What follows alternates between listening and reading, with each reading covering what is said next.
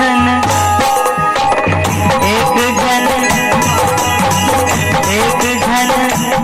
देखो राजा दशरथ के यहाँ चौथा परमेश है ना भाई। अब भगवान कृष्ण जी के यहाँ चौथा परमेश, तो कितना खुशी कितना आनंद वो समय बाद तक आ कह जाए। और भी पहले परमेश से बड़ा सौभाग्य की बात है। अच्छा 1 2 3 4 5 और 6 और वो तो खुदे हरे तब उड़ जोड़ लेते सब है सिर्फ 6 मुड़ी बस आनंद है गए घर में। अतना झन पूरा घर भर के जतना झन हो 6 मुड़ी बस अतने झन आनंद है भाई। देखो भोजन और भजन हमारे महाराज जी की थे आदरणीय दिन जाना थे भोजन और भजन अपन ले होते तब वो हाँ हमारे महाराज जी हाँ दूसरे टाइम बताते अब छत्तीसगढ़िया भाषा बताता भोजन भजन अपन लिए। देखो भूख लगते खुद न खाए लगते खुद के पेट भरते नहीं भाई पड़ोसी खाए घर पेट भरी उनसे भगवान की भक्ति स्वयं करे लगते तो फल तोला मिल ही यही बात का छत्तीसगढ़िया भाषा में हमारे कविता दीदी की थे कहा किसे सुनाओ।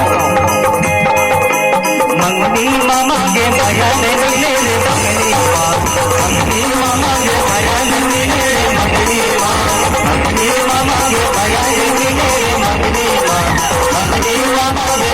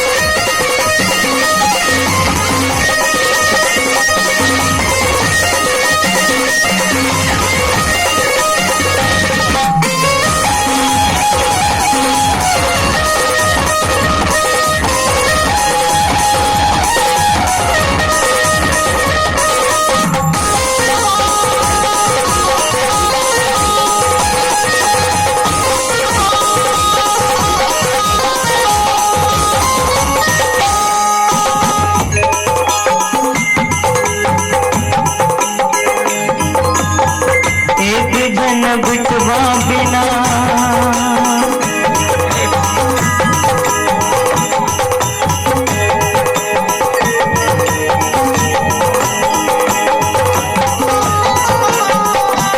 देखो तोहरे मुझे नहीं है कारण मैं भुला देता हूँ